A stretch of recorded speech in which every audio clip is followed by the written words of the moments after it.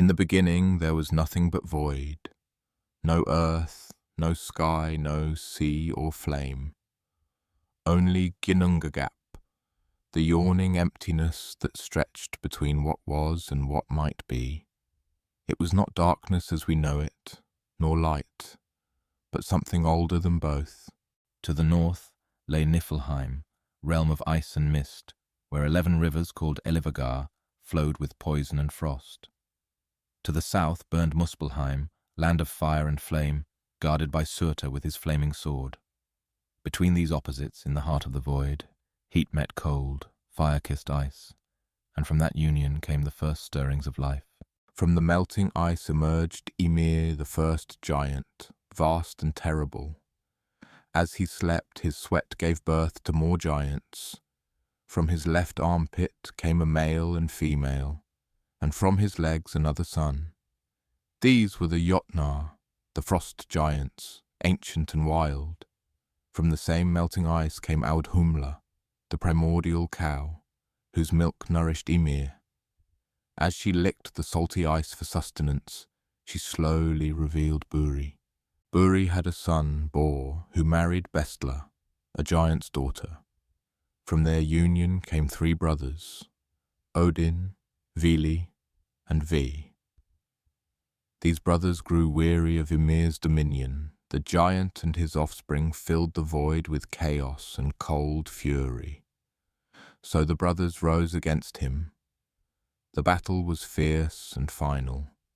When Ymir fell, his blood flooded the world, drowning all the giants save Bergelmir and his wife, who fled in a boat made of hollowed wood. From Ymir's corpse the brothers crafted the world. His flesh became the earth, his blood the seas and lakes, his bones formed the mountains, his hair the trees and grass. His skull, lifted high by 4 dwarfs named North, South, East and West, became the vault of heaven.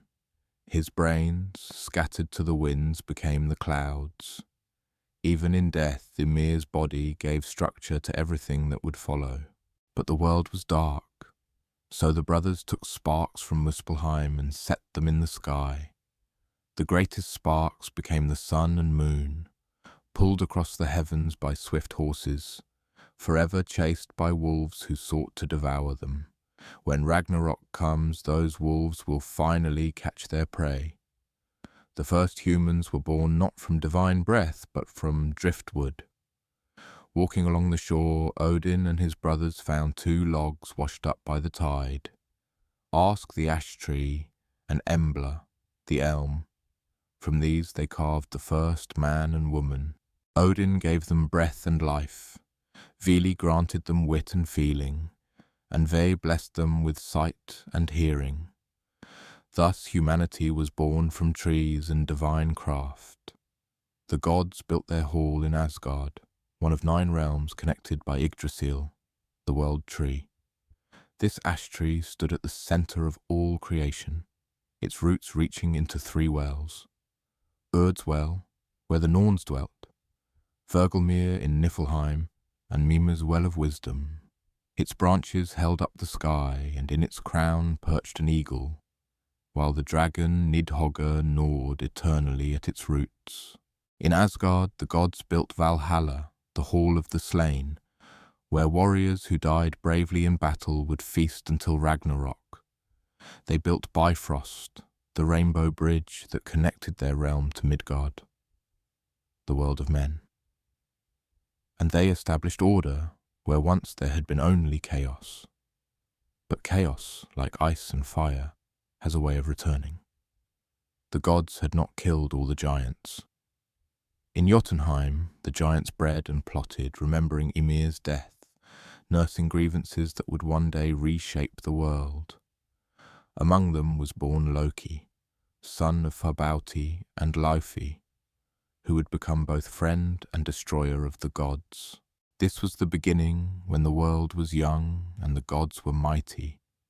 But already in the roots of Yggdrasil, the Norns were weaving fate. Already Odin's ravens whispered of an ending to come. The age of gods had begun, but it carried within it the seeds of Ragnarök, the twilight when all would burn and begin again.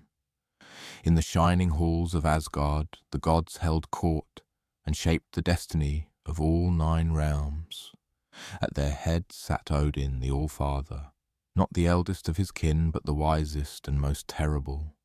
He ruled not through brute strength alone, though his power was vast, but through cunning, sacrifice, and an unquenchable thirst for knowledge that would ultimately consume him. Odin was a god of contradictions. He was the father of poetry and the lord of war, the seeker of wisdom and the breaker of oaths. 2 ravens, Hugin and Munin, thought and memory, perched upon his shoulders, flying each day across the 9 realms to bring him news of all that transpired. At his feet lay 2 wolves, Geri and Freki, who shared the meat from his table, for Odin himself consumed only wine. His greatest treasure was Sleipnir, the 8-legged horse born of Loki's trickery and transformation. No steed could match Sleipnir's speed, and he alone could carry Odin between the worlds of the living and the dead. Upon his saddle, Odin bore Gungnir, the spear that never missed its mark, forged by the dark elves in the depths of Svartalfheim. But it was not weapons or steeds that defined the All-Father. It was sacrifice. For 9 days and 9 nights Odin hung himself from Yggdrasil, pierced by his own spear, neither eating nor drinking, staring down into the abyss until the runes revealed themselves to him. These were not mere letters, but sources of power, ways to bind fate and unlock the secrets of creation. He gave his eye to Mimir's well in exchange for a single drink of wisdom, and thereafter saw the world with the sight of the one-eyed, deeper, truer, more painful. Beside him ruled Frigg, his wife and queen, goddess of marriage and motherhood. She knew all fates, but spoke few prophecies, keeping her counsel until the threads of weird grew too tight to bear. Her hall, Fensalir, was built upon marshland, and there she spun the clouds that drifted across Midgard. Among the Æsir stood Thor, Odin's son by Jord, the earth herself. Where Odin was subtle and scheming, Thor was direct and mighty. His hammer, Mjolnir, was forged by dwarfs and blessed with terrible power. It never missed its target and always returned to his hand. His chariot was pulled by 2 goats, Tungrisnir and Tungjoster, whom he could slaughter for meat and resurrect with his hammer's touch. Thunder was the sound of his chariot wheels crossing the sky, and lightning the spark of Mjolnir striking giant skulls. Thor was beloved by farmers and sailors, by all who worked with their hands and feared the wild. He was the defender of Midgard, standing ever ready to battle the giants who sought to break down the barriers between order and chaos. His strength was legendary. He could drain the ocean in 3 drinks, lift the Midgard serpent that encircled the world, and wrestle with old age herself. Then there was Balder, fairest of the gods, beloved by all who looked upon him. Light seemed to emanate from his very presence, and no harm could come to him, for all things in creation had sworn oaths not to hurt the shining god. All things save one, the mistletoe, deemed too young and insignificant to swear such an oath. This oversight would prove fatal, for Loki, in his jealousy and malice, would craft an arrow of mistletoe and guide the blind god Holder's hand to cast it. Baldur's death would herald the beginning of the end. Freya came to Asgard from Vanaheim as part of a peace treaty between the Æsir and Vanir. She was goddess of love and fertility, but also of war and death. Half of those who fell in battle came not to Odin's Valhalla, but to her hall, Folkvangr. She rode a chariot pulled by cats and wore the Brisingamen, a golden necklace of such beauty that even the gods coveted it. Her tears were drops of gold, and her presence brought both passion and strife. Her brother Freyr ruled over prosperity and kingship, sunshine and rain. His ship, Skidbladnir, could be folded up and carried in a pouch when not needed, yet was large enough to carry all the gods when unfurled. His greatest treasure was his sword that fought by itself, but he would trade it for love, leaving him weaponless for the final battle. Among them walked Tyr, the one-handed god of war and justice. He had sacrificed his sword hand to bind Fenrir, the monstrous wolf, placing it in the beast's mouth as a pledge of good faith, while the other gods bound the creature with magical chains. When Fenrir realized he had been tricked, he bit down, and Tyr bore the wound gladly, for the alternative would have been far worse. Heimdall stood eternal guard at Bifrost, the Rainbow Bridge. His sight could pierce 100 leagues. His hearing could detect grass growing and wool forming on sheep. He needed less sleep than a bird and could see equally well by night or day. His horn, Gjallarhorn, would sound the beginning of Ragnarök, calling gods and heroes to the final battle. And among them all moved Loki the Trickster, the shape-changer, the lie-smith. He was blood-brother to Odin, bound by oaths older than memory, yet he sowed discord wherever he walked. Sometimes his tricks benefited the gods. His cunning had helped them acquire their greatest treasures, but more often his schemes brought trouble, and it was his hand that would ultimately bring about their downfall. These were the rulers of Asgard, divine and flawed, noble and petty, wise and foolish. They held court in Gladsheim, feasted in Valhalla, and held council beneath the spreading branches of Yggdrasil. But even in their glory the shadows of fate gathered around them, and the wise among them knew that their reign, however glorious, was not eternal. The gods were mighty, but they shared the 9 realms with other powers, older and stranger, born from different aspects of the primordial void. Chief among these were the dwarfs, master craftsmen who dwelt in the dark places beneath the mountains, and the light elves, fair beings of wisdom and beauty who made their home in Alfheim. The dwarfs were born from the flesh of Ymir like maggots in a corpse, but the gods took pity on them and granted them wisdom and skill beyond measure. They could forge treasures from base metal and stone that surpassed even divine craftsmanship. In the caverns of Svartalfheim, some say it was the same realm as Nidavellir. They built halls of gold and workshops where the sound of hammers never ceased. It was the dwarves who created the gods' greatest treasures.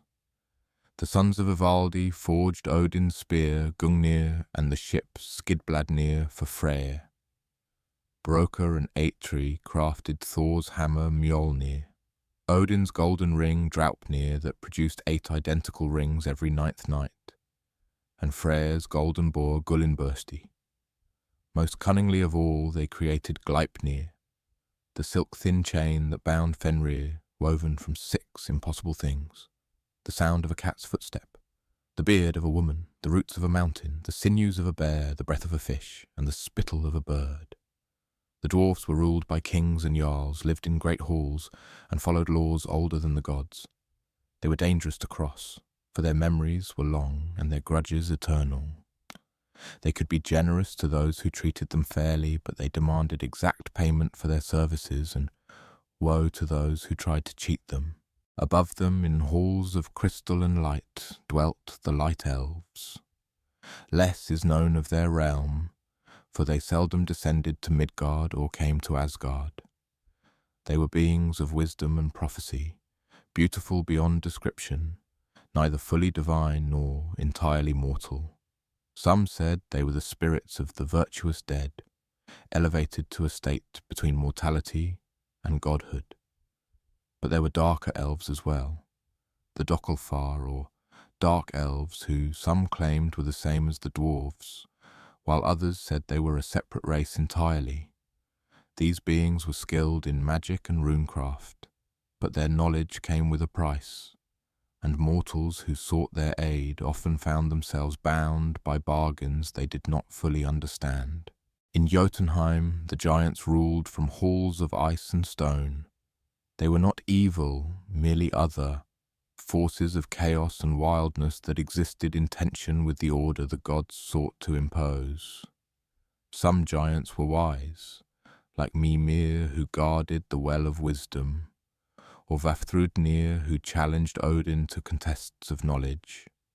Others were simply vast and terrible, like Surtur, who waited in Muspelheim with his flaming sword for the day he would burn the world.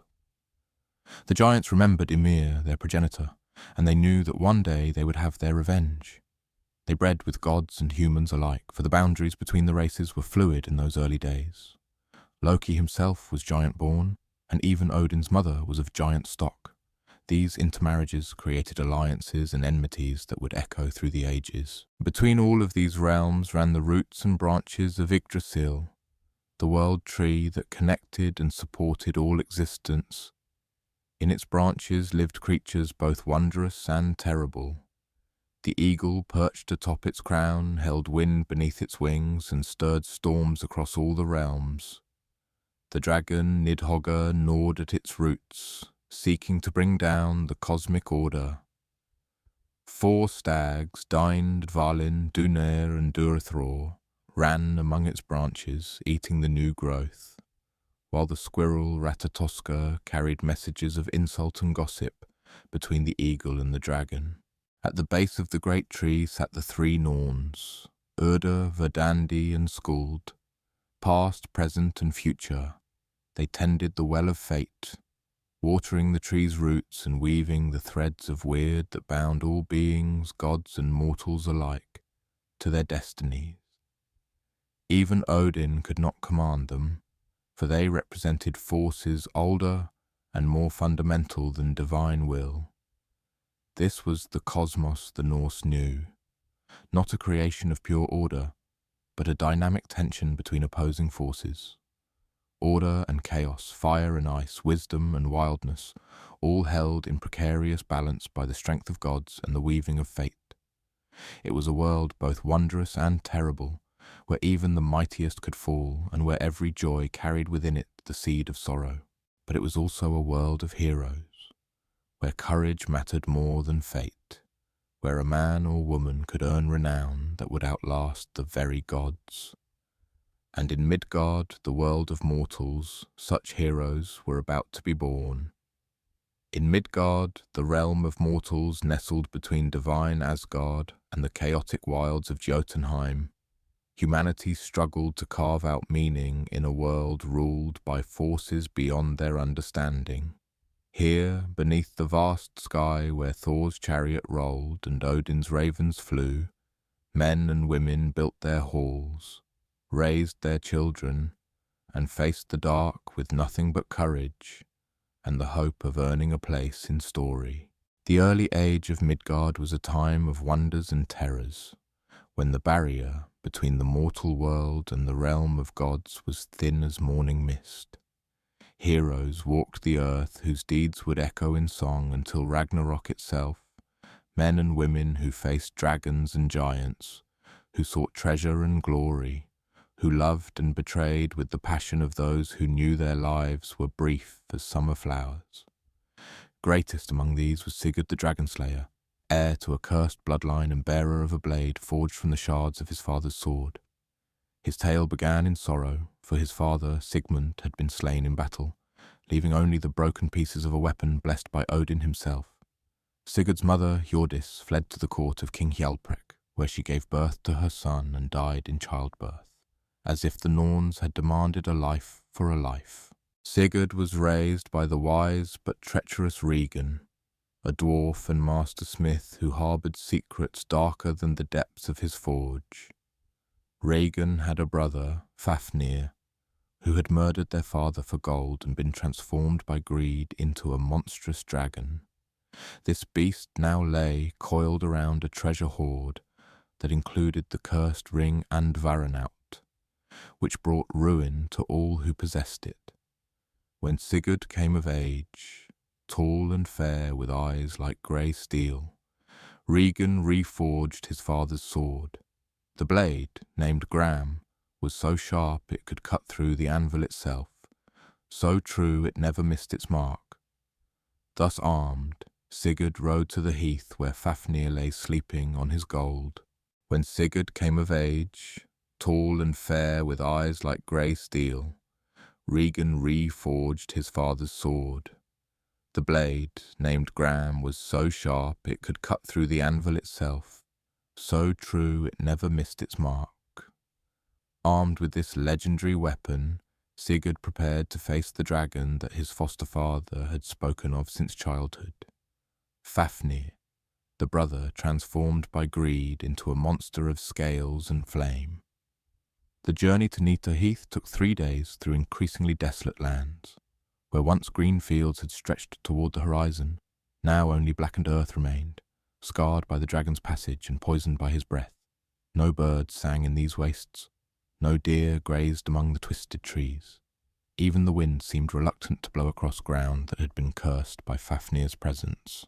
As they rode, Regan spoke ceaselessly of the treasure that awaited them, his eyes bright with an avarice that should have warned Sigurd of the treachery to come. The dwarf described golden arm rings thick as a man's wrist, silver cups that had never known tarnish, jewelled weapons forged by masters whose names were lost to time. But most precious of all was Andvaranaut, the ring of power that could command the loyalty of kings and the obedience of armies. "Think of it, boy," Regan whispered as they made camp on the second night. "All that wealth lying idle beneath the beast. Your father's killer could have been rich beyond measure, but instead he chose to hoard it all, becoming more monster than man with each passing year." Sigurd listened but said little. The weight of Gram across his knees felt heavier than mere steel, as if the blade itself knew the magnitude of what lay ahead. In his dreams he saw not gold but fire, not triumph but sorrow, and he woke each morning with the taste of ash in his mouth. On the 3rd day they reached the edge of Nita Heath. Before them stretched a vast expanse of stone and sand, broken by deep ravines carved by ancient waters. At the centre of this wasteland rose a hill that might once have been green with grass, but now showed only bare rock, blackened by flame and worn smooth by the passage of an enormous serpent. "There," Regan breathed, pointing with a gnarled finger. "My brother's lair. Every morning he crawls down to drink from the stream that runs through that valley. His path has worn a groove in the stone deep enough to hide 12 men." Sigurd studied the terrain with a warrior's eye. The dragon's track was indeed carved deep into the rock, a serpentine channel that spoke of countless journeys between lair and water. It would serve his purpose well. They waited until dawn, watching from concealment as Fafnir emerged from his cave. The dragon was vast beyond imagination, his scales black as midnight and hard as iron. Steam rose from his nostrils with each breath, and where his feet touched the stone, the rock cracked and hissed. His eyes were like molten gold, ancient and terrible, holding intelligence that was no longer quite human but had not yet become fully bestial. The serpent moved with ponderous grace, each step deliberate and careful. His great body filled the entire width of the worn channel as he slithered toward the water. When he had passed, the very air seemed to shimmer with residual heat and malice. "Now," Regan hissed, "while he drinks his fill. Hurry." Sigurd descended into the channel, Gram naked in his hands. The stone beneath his feet was warm to the touch and scored with scratches from the dragon's claws. He chose his spot carefully, a narrow section where Fafnir would have no room to maneuver, where the high walls would prevent the beast from seeing him until it was too late. With the point of his sword he began to dig. The work was harder than he had anticipated. The stone was tough, and each strike of blade against rock sent shocks up his arms. Sweat poured down his face despite the morning chill, and his muscles ached with the effort. But gradually a pit took shape, deep enough to conceal his tall frame, wide enough for him to wield Gram freely. As he worked, an old man appeared at the edge of the channel, leaning heavily on a staff.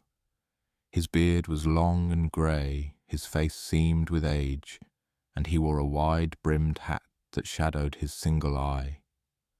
Something about him stirred recognition in Sigurd's mind, though he could not place where they might have met.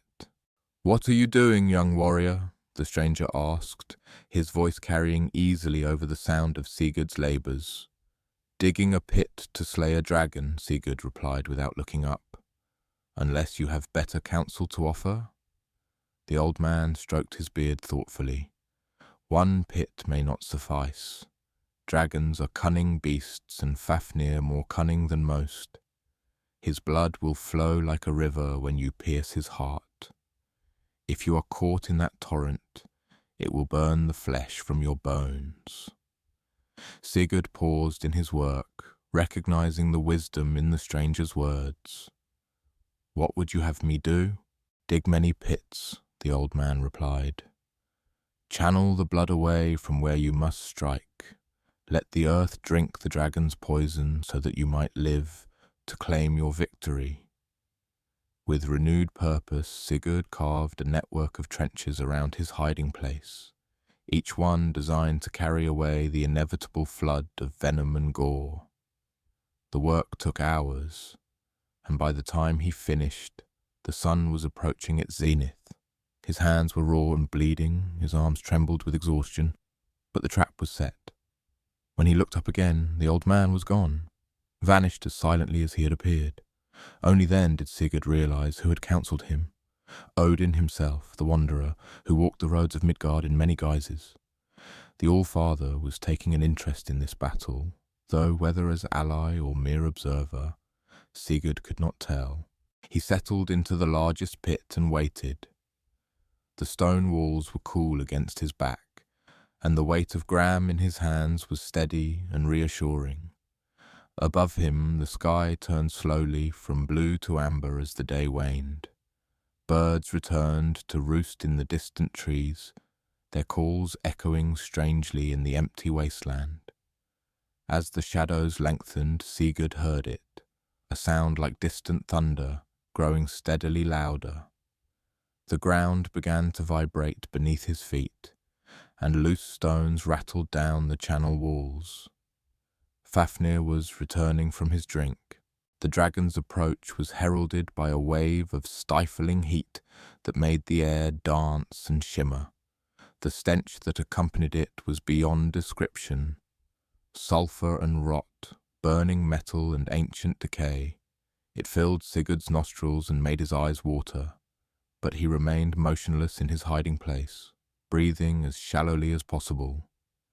Then came the sound of scales against stone, a vast rasping that seemed to fill the world.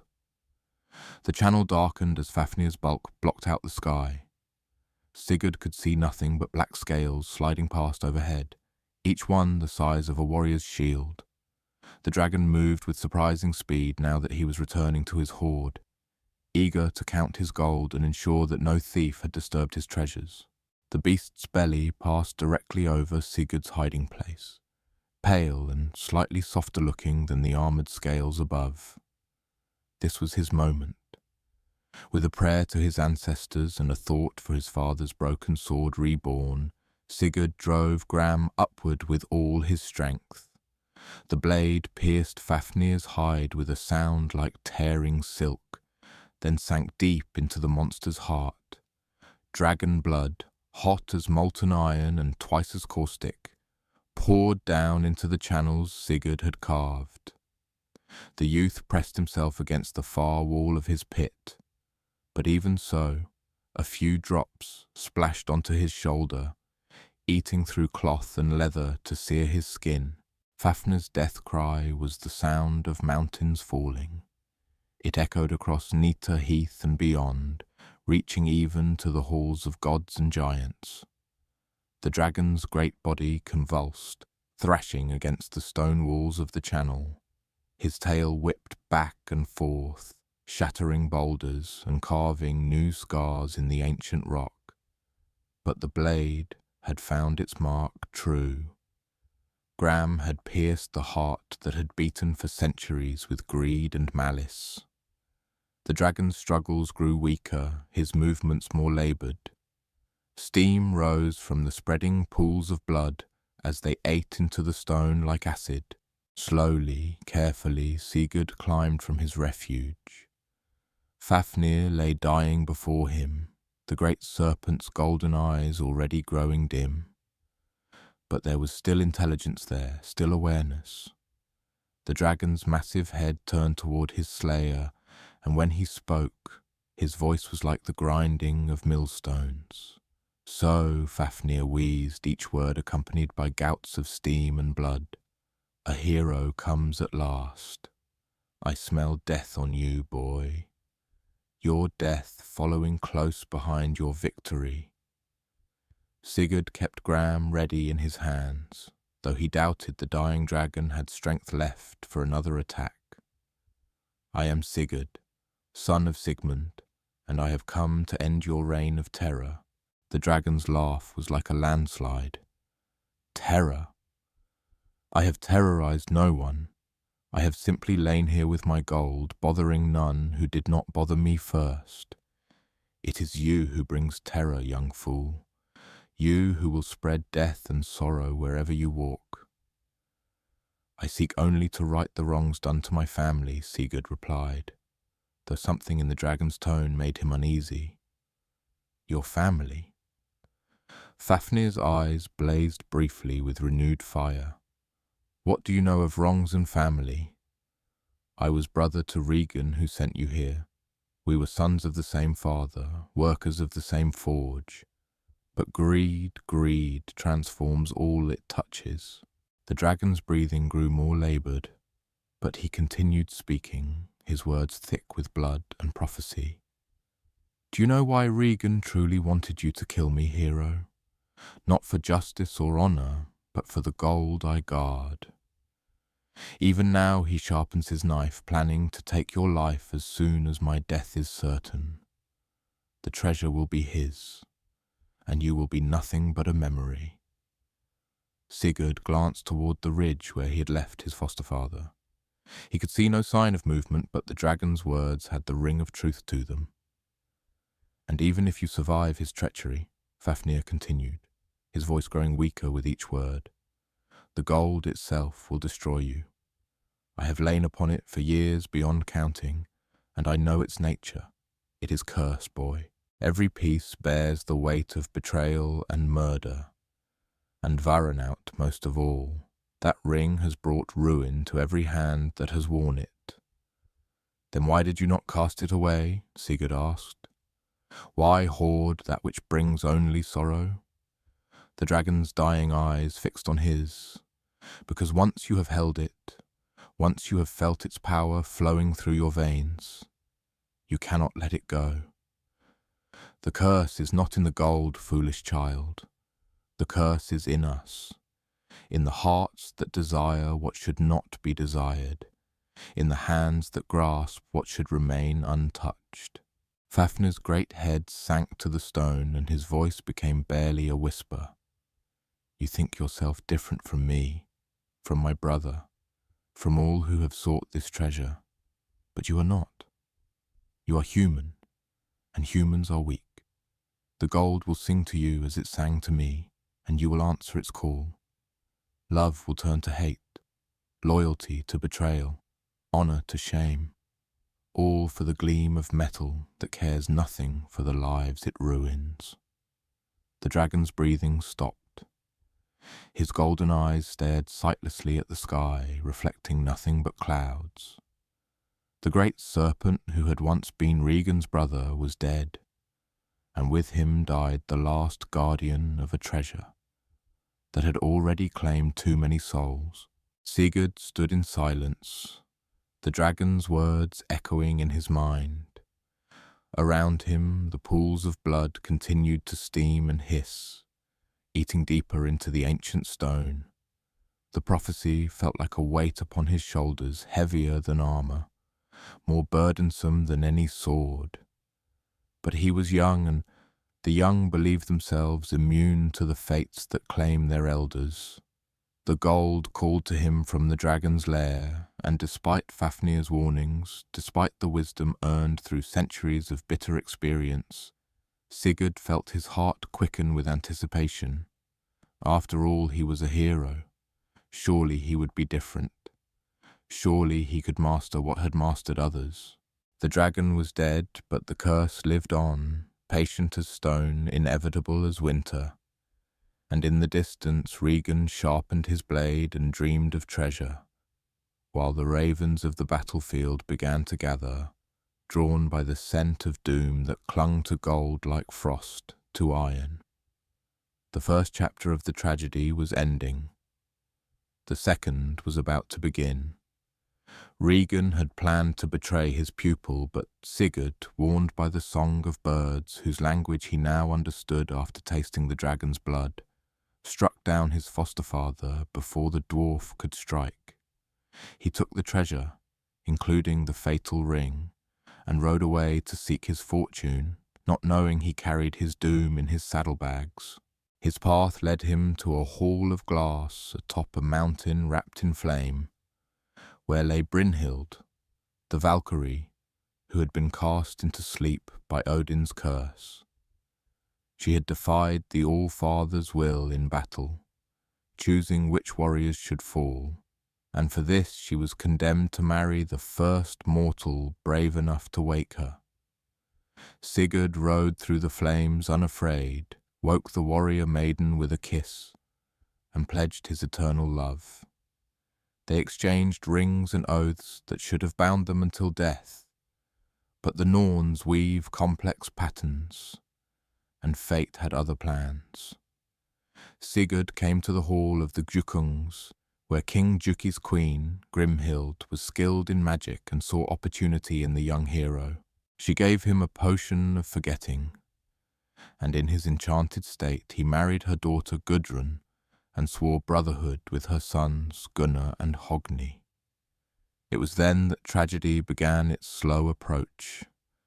Gunnar desired Brynhild for himself, but could not pass through the flames around her hall. So Sigurd, still enchanted and having forgotten his earlier love, took Gunnar's shape through magic and again rode the fire, claiming Brynhild's hand for his blood brother. When the deception was revealed, Brynhild's rage shook the very foundations of the hall. Love turned to hatred, oaths became curses, and the golden ring passed from hand to hand, spreading ruin like plague. Brynhild demanded Sigurd's death as the price of her dishonour, and though Gunnar and Hogni were reluctant, they were bound by oaths of their own. They convinced their youngest brother Guttorm to slay Sigurd in his bed, and the greatest hero of his age died not in glorious battle, but through treachery, his life's blood staining the sheets where he slept beside his innocent wife. Brynhild, her revenge complete, found it bitter as wormwood. She threw herself upon Sigurd's funeral pyre, choosing to burn with the man she had loved and destroyed rather than live with the memory of her betrayal. The ring, cause of so much sorrow, burned with them, but its curse lived on in the hearts of those who survived. This was the way of heroic tales in the north. They began in wonder and ended in ash, teaching that fame was the only immortality mortals could achieve, and that even the greatest heroes must die. But in the dying, if they faced their fate with courage, they could earn a place in the songs that would outlast kingdoms and gods alike. Other heroes walked the earth in those days, men and women whose deeds would echo through the halls of time like thunder in the mountains. Each carried their own burden of fate, their own song of glory and sorrow, their own testament to the truth that courage matters more than comfort, that honor outlasts life itself. Chief among these was Beowulf, prince of the Geats, whose name would be spoken with reverence long after his bones had turned to dust. His tale began across the Whale Road in Denmark, where King Hrothgar had built a great hall called Heorot, the Heart. It was meant to be a place of joy and fellowship, where warriors could feast and poets could sing of ancient deeds. But joy did not last in those dark days. From the moors and marshlands came Grendel, a creature born of Cain's cursed line, a monster who hated the sound of human happiness. Each night he would creep to Heorot and carry away screaming warriors, devouring them in his fetid lair. For 12 years this terror continued, until no man dared sleep in the Golden Hall, and Hrothgar's heart was heavy with the weight of his people's sorrow. Word of this curse reached Beowulf across the sea, and the young hero felt the call of duty stir in his breast. He chose 14 companions, the bravest of the Geats, and sailed forth in a ship with a curved prow and strong oars. The sea road was long and treacherous, but their vessel cut through the waves like a blade through silk, driven by winds that seemed to favour their noble purpose. When they reached the Danish shore, the coastguard who met them was struck by Beowulf's bearing. Tall and strong, with eyes clear as winter sky, and a voice that carried the authority of one born to command. "I am Beowulf," the hero declared, "son of Ecgtheow, thane to Hygelac the generous. I have come to cleanse Hrothgar's hall of the evil that haunts it." In Heorot, the aging king received the young warrior with a mixture of hope and sorrow. "Welcome, Beowulf," Hrothgar said, his voice heavy with years of grief. "Your father was known to me, a good man and a brave one. If you can succeed where my own warriors have failed, you will earn renown that will never fade." That night, while the Danes retreated to safer quarters, Beowulf and his men remained in Heorot. The hero set aside his sword and armour, declaring that he would meet Grendel on equal terms, with nothing but the strength of his hands and the courage in his heart. They waited in the darkness, listening to the wind howl through the rafters and the distant sound of waves against the shore. Near midnight they heard it. Footsteps in the mist, heavy and deliberate, approaching the hall. The great doors, barred with iron, burst open as if they were made of straw. Through the portal stepped Grendel, taller than any man, his hide tough as leather, his eyes burning with malevolent fire. In the darkness he seemed less creature than shadow, given terrible form. The monster's first victim was Hontio, one of Beowulf's companions. Grendel seized the sleeping warrior and tore him apart with sounds too horrible for any skald to sing. But when the beast reached for Beowulf, expecting another easy kill, he found instead a grip of iron that matched his own terrible strength. The battle that followed shook Heorot to its foundations. Benches were overturned, mead cups scattered, and the golden walls rang with the clash of supernatural forces. Grendel, who had never known fear, discovered it, at last in the grip of the Geat prince. They wrestled across the hall, neither able to overcome the other through strength alone, until Beowulf's superior skill began to tell. With a sound like breaking timber, Grendel's arm tore free at the shoulder. The monster fled howling into the night, leaving a trail of black blood that led back to his marsh lair. In Heorot, Beowulf held aloft the severed limb, and the Danes rejoiced as they had not done in 12 long years. But the celebration was premature. The next night, Grendel's mother came seeking vengeance for her son. She was older and craftier than Grendel, filled with a mother's grief turned to terrible rage. She struck at the heart of Hrothgar's fellowship, carrying away Æsir, the king's most trusted counsellor, and leaving behind a challenge no hero could ignore. Beowulf tracked the she-monster to her lair beneath the dark waters of a mere so deep and foul that even the stags would not drink from it. The water burned like acid, and strange lights flickered in its depths. Without hesitation, Beowulf dove beneath the surface, his lungs filled with air and his heart with purpose. The underwater journey seemed to last for hours. Schools of sea serpents and water demons snapped at him as he descended, but his mail coat turned their fangs, and his determination carried him ever deeper. At last he reached the bottom, where Grendel's mother waited in a hall that somehow remained dry despite being beneath the mere. Their battle was fiercer than the one with her son. She was armed with ancient weapons, and her knowledge of the water realm gave her advantages that Beowulf had not anticipated. His own sword, which had never failed him in battle, shattered against her hide like brittle ice.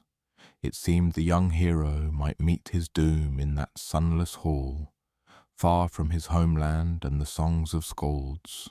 But among the treasures hoarded in that dreadful place, Beowulf found a blade forged by giants in the days when the world was young.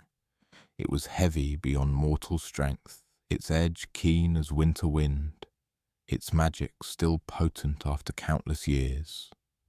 With this ancient weapon he struck down Grendel's mother, cutting through her neck as easily as a scythe cuts grain. As her blood flowed, Beowulf saw Grendel's corpse lying in a corner of the hall. With the giant sword he severed the monster's head, but the blade itself dissolved in the poisonous blood, leaving only the golden hilt as proof of his victory. When he surfaced from the mere, carrying Grendel's head, the Danes who had waited on the shore fell to their knees in wonder. Hrothgar wept with joy and gratitude, loading the hero with treasures beyond counting. Golden arm rings, jeweled weapons, swift horses, and a ship filled with precious gifts. But Beowulf's greatest trials still lay ahead. He returned to Geatland and served his king faithfully for many years until at last the crown came to him. For 50 winters he ruled wisely and well, bringing peace to his people and prosperity to his realm. He was a ring-giver generous as the sea, a warlord mighty as the storm, a king worthy of the throne he held.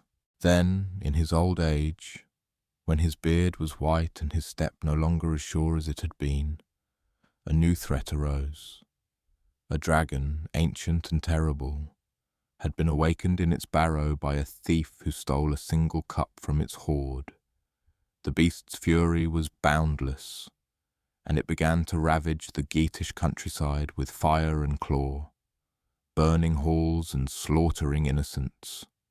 Beowulf's warriors urged him to remain safe in his stronghold, to send younger men against the dragon, but the old king would not hide behind others' courage. "I have never fled from battle," he declared, his voice still strong despite his years. "I will not start now, though it cost me my life."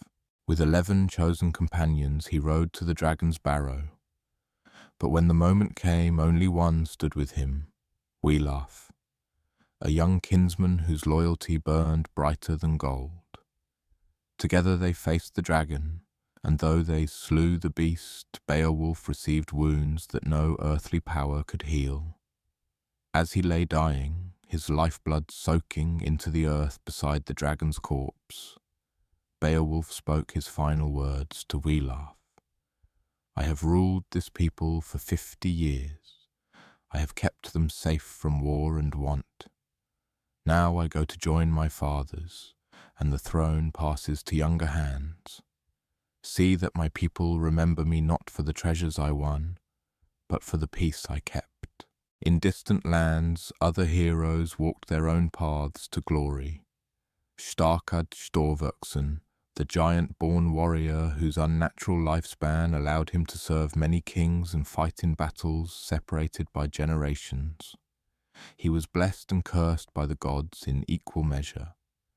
Thor granted him strength beyond mortal ken, while Odin gave him the gift of poetry but also the burden of performing 3 evil deeds that would stain his honor forever. Starkad's first evil deed was the betrayal of his own lord, King Vikar, whom he sacrificed to Odin when the winds would not rise for their voyage. His second was the murder of innocent men for gold, though he immediately regretted the crime and cast away the cursed silver. His third and final evil deed was the killing of a young hero in single combat, a deed that brought him great renown but also great shame, for he had slain one who reminded him of his younger, more noble self. Yet between these dark moments, Starkad performed deeds of legendary heroism. He fought sea kings and berserkers, defended the weak against the strong, and composed poems that would outlive kingdoms. His life was a testament to the complexity of human nature, how the same heart that could commit great evil could also achieve great good, how strength could be both blessing and curse, how even heroes must struggle with the darkness within themselves. In the northern seas sailed Ragnar Lothbrok, the hairy-breeched, whose very name would become a war cry that echoed from Ireland to Constantinople. He earned his epithet in his youth when he wooed the maiden Thora by slaying the great serpents that guarded her tower, wearing hairy leather breeches to protect himself from their venom. His ships flew like ravens across the Whale Road, and his warriors were feared from the Orkneys to the gates of Paris. Ragnar's sons were as famous as their father, Bjorn Ironside, who raided in the Mediterranean and was said to be invulnerable to weapons.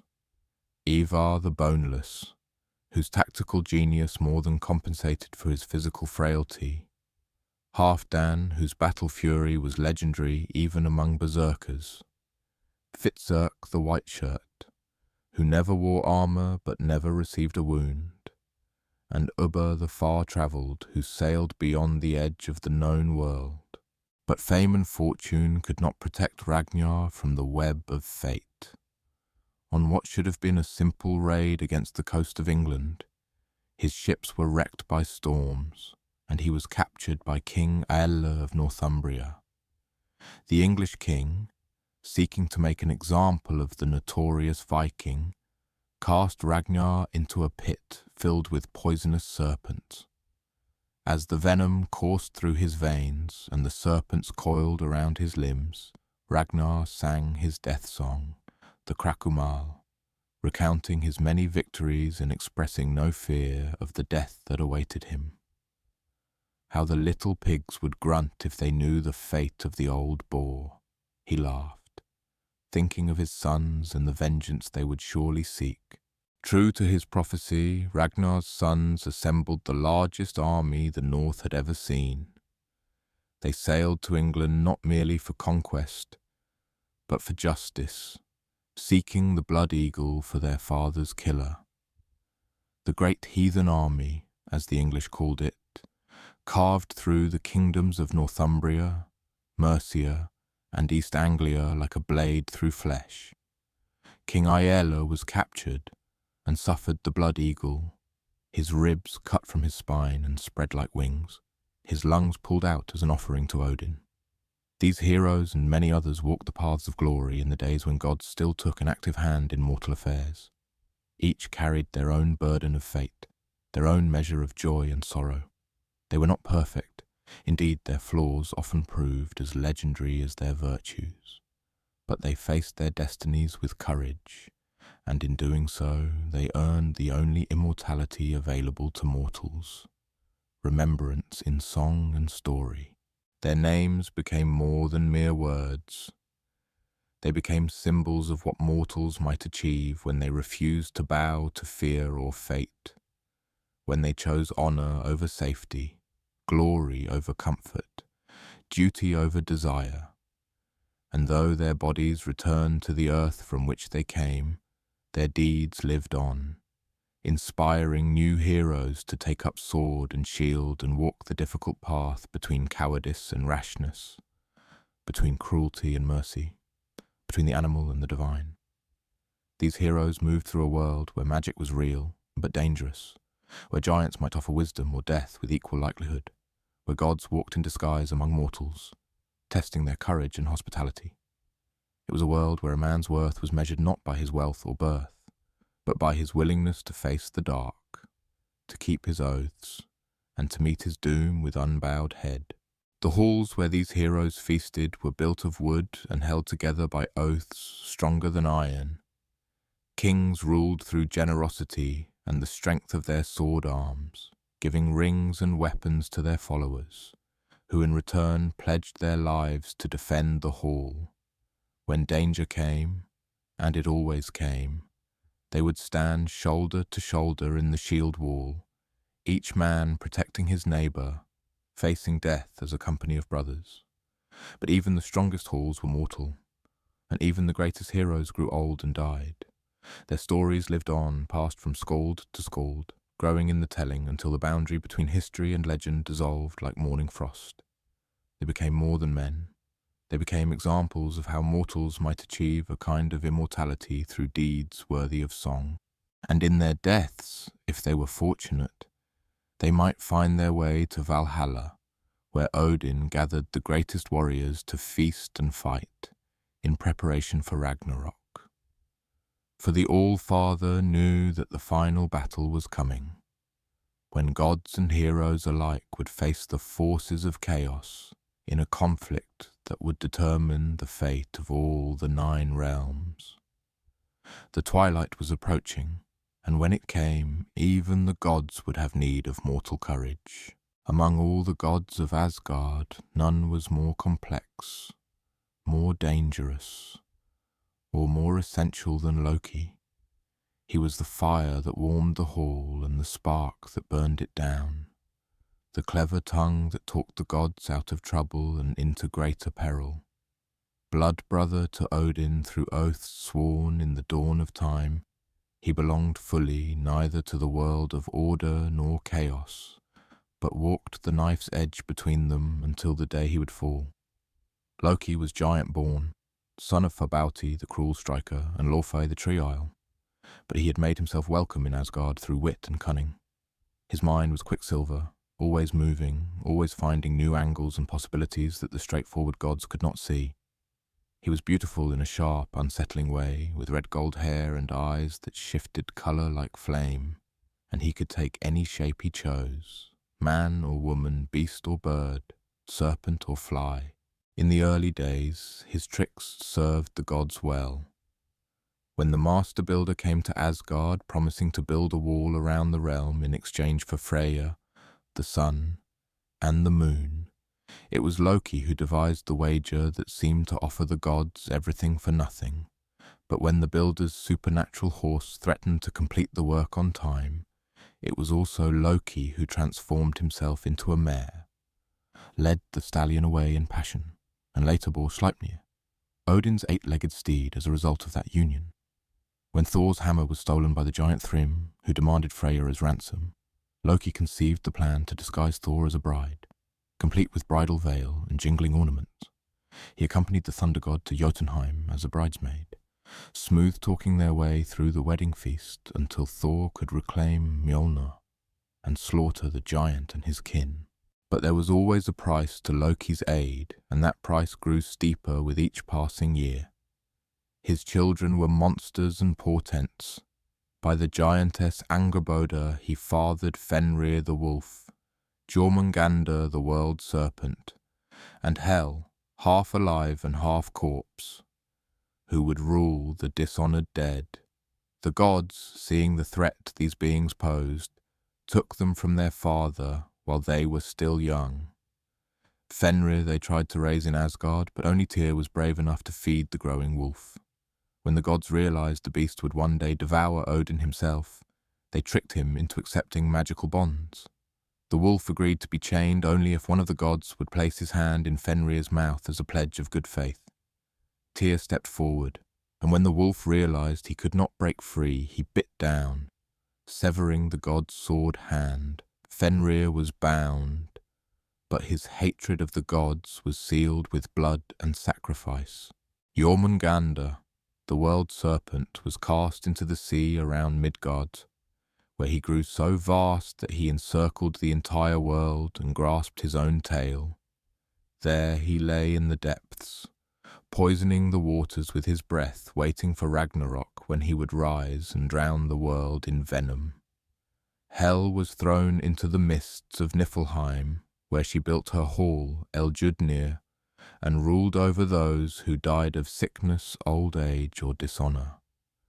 Half her face was beautiful as a goddess, half was blue-black with decay, and her realm was both sanctuary and prison for the inglorious dead.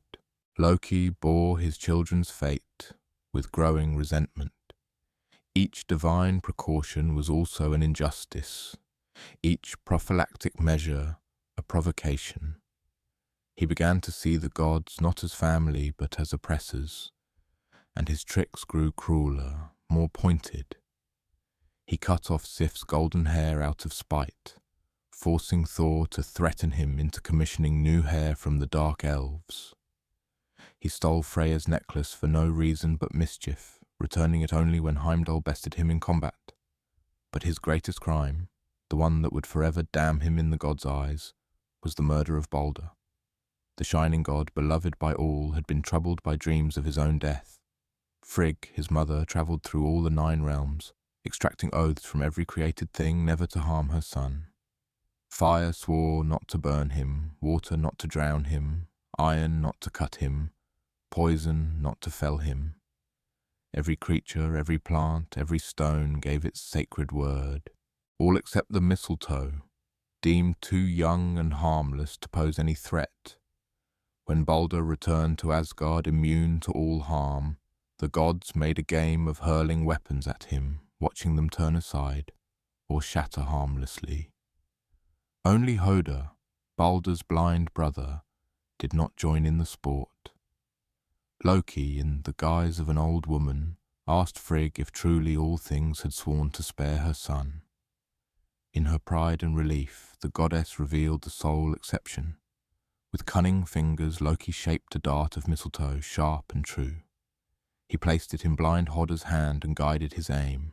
The dart flew straight and pierced Balder's heart, and the light of the world went out. The shining god fell dead, and with him died the god's hope that Ragnarök might yet be avoided. The god's grief was beyond measure.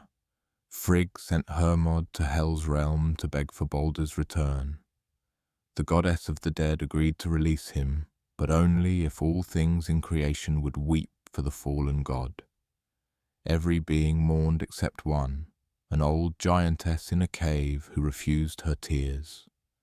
That giantess was Loki in disguise, ensuring that Balder would remain in Hel until the end of time. When the gods discovered his treachery, their patience finally broke. They hunted Loki to the ends of the earth, cornering him in a hall he had built, with doors facing every direction. He transformed himself into a salmon and leapt into a waterfall, but the gods netted him and dragged him back in his true form. Their vengeance was thorough and terrible. They bound him with the entrails of his son Nari, whom they had transformed into a wolf and forced to kill his brother Vali. They tied him to 3 stones deep beneath the earth, and above his head they placed a serpent whose venom dripped eternally onto his face. His wife Sigyn sat beside him with a bowl, catching the poison, but when she turned to empty it, the drops that fell upon Loki caused him to writhe in such agony that the earth shook, creating what mortals knew as earthquakes. There Loki lies still, bound and tormented, but not destroyed. For the gods know that at Ragnarök his bonds will break. He will rise to lead the forces of chaos against Asgard, bringing with him his monstrous children and all the enemies the gods have made. The Lie-Smith will speak truth at last, that their age is ending, that order must give way to chaos so that the world might be born anew. Until that day, he waits in darkness and pain, the friend who became the enemy, the gift-giver who became the doom-bringer, the god who loved the gods too much to let them remain unchanged. For in his torment and his coming vengeance, Loki serves a purpose greater than comfort or friendship. He serves the will of fate itself, ensuring that even the gods are not exempt from the wheel of death and rebirth that governed all existence. The bonds hold, but they will not hold forever. And when they break, the final chapter of the gods' story will begin. From the moment the first spark fell from Muspelheim into the void, the end was already written in runes of fire and ice. The Norns had woven it into their tapestry, the Valur had seen it in their visions, and Odin himself had glimpsed it in the depths of Mimir's well.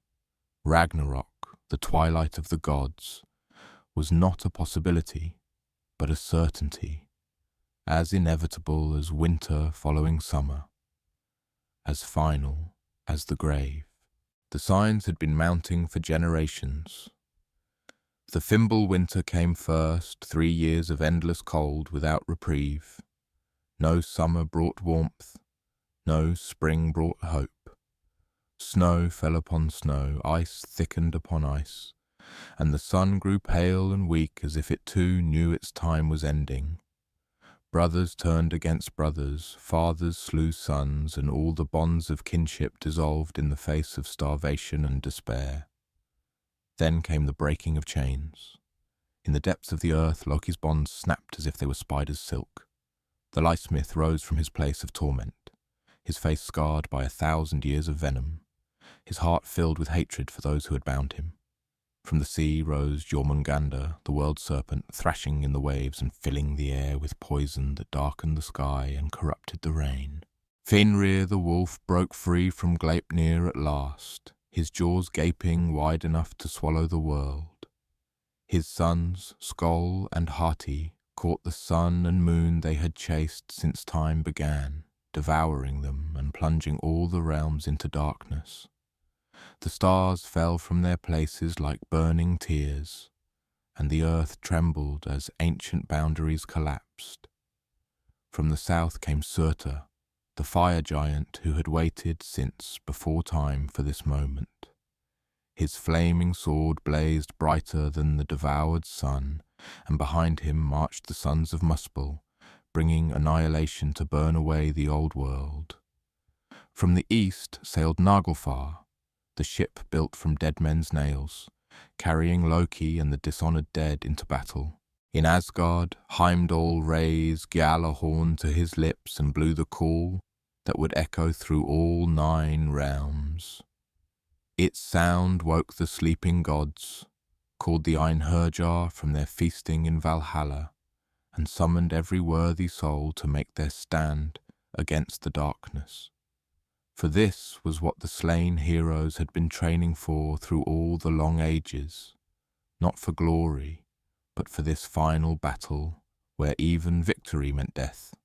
The gods donned their war gear one last time.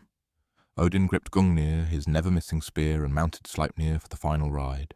Thor hefted Mjolnir, its weight familiar in his hand, knowing he would swing it only a few more times. Freyr faced the army of Muspel with borrowed weapons, having traded his magical sword for love. Tyr, one-handed but unbowed, stood ready to face Garm, the hellhound whose howling had awakened the dead. They met on Vigrid, the vast battlefield, and there the final war began. It was not a battle between good and evil, but between order and chaos, between the world that was and the world that might be born from its ashes.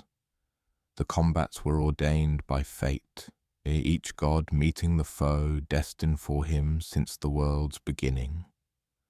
Odin faced Fenrir, the wolf whose jaws could swallow the sky. The All-Father fought with all his wisdom and cunning, but in the end, the wolf's teeth found their mark. Odin fell, devoured by the beast he had helped to bind, and with him died the last hope of preserving the old order through cleverness alone. But Vidar, Odin's son, the silent god who wore the thick boot made from scraps of leather gathered through all time, stepped forward and placed his foot upon Fenrir's lower jaw. With his hands he seized the upper jaw and tore the wolf apart, Avenging his father with strength rather than wisdom, Thor faced Jormungandr, the world serpent, his ancient enemy. 9 steps they fought across the shaking earth, hammer against fang and claw. Thor's final blow shattered the serpent's skull, but the poison that poured forth was too much even for the thunder god. He took 9 steps away from his fallen foe and collapsed, dying as he had lived, protecting others from the chaos that would devour them. Freyr fell to Surtur's burning blade, weaponless because he had traded his sword for love. His death was the price of following his heart rather than the demands of war. Yet even in dying he showed that some things matter more than survival. Tyr and Garm, the hellhound, slew each other in their combat, the one-handed god finally meeting a foe as implacable as himself. Heimdall and Loki faced each other last of all, the guardian of the bridge and the enemy who would burn it down. They had always been opposites, one watching for threats, the other creating them. In the end, they killed each other, lies and truth dying together on the blood-soaked plain.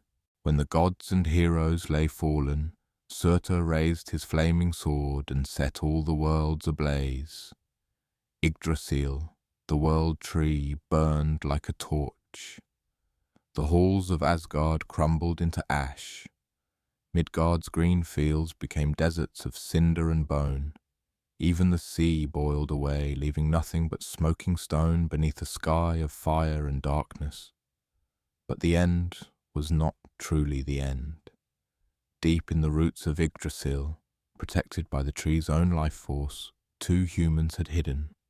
Lif and Lifthrasir, life and life sustainer. They survived on morning dew and waited through the long burning.